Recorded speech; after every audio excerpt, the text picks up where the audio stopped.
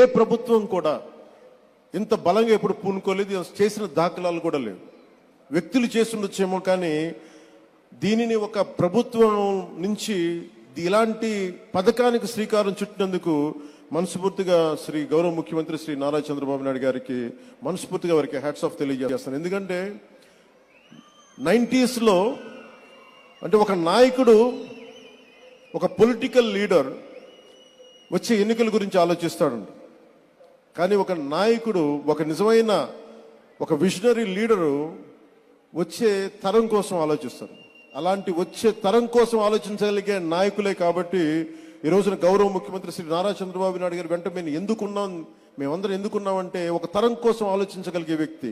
ఇప్పుడు ఒక తరం కాదు, 2-3 తరాల కోసం ఆలోచించే వ్యక్తిగా ఉన్నాం. అందుకని వేదిక పైన ఇక్కడున్న ఈ బంగారు కుటుంబం, ఈ పాలసీకి ఉన్న వాళ్ళందరూ చూడండి, చిన్నపిల్లలందరూ ఇంకా ఇంటర్ చదువుకుంటున్నారు. వీళ్ళందరికీ నాకు పరిస్థితి బాగలేదు, కానీ నా బిడ్డల పరిస్థితి బాగుండాలని ఏ తండ్రికైనా ఏ తల్లికైనా ఉంటుంది. వారికి ఎలాంటి చేయూతనివ్వాలి, ఎలాంటి సలహాలు ఇవ్వాలి, కొన్నిసార్లు ఆర్థికంగా కావచ్చు, కొన్నిసార్లు ప్రత్యేకమైన పరిస్థితులు కావచ్చు, ఏమిస్తే బాగుంటుంది అనేది ఈ నలుగురు కలిసి మనకి అటు ప్రభుత్వం తరపు నుంచి, అటు ప్రైవేట్ రంగం నుంచి, అటు ప్రజలు కలిసి పనిచేయటం, ఇది చాలా చాలా ఒక గ్రేట్ ఇనిషియేటివ్ మనస్ఫూర్తిగా. అది చూసారు కదండి. మరి ఈ వీడియో కనుక మీకు నచ్చినట్లయితే ఒక లైక్ కొట్టేసి మీ అభిప్రాయాన్ని కూడా కామెంట్ బాక్స్ లో తెలియజేస్తూ ఇలాంటి ఇంట్రెస్టింగ్ అప్డేట్స్ కోసం మా ఛానల్ ని సబ్స్క్రైబ్ చేసుకోండి.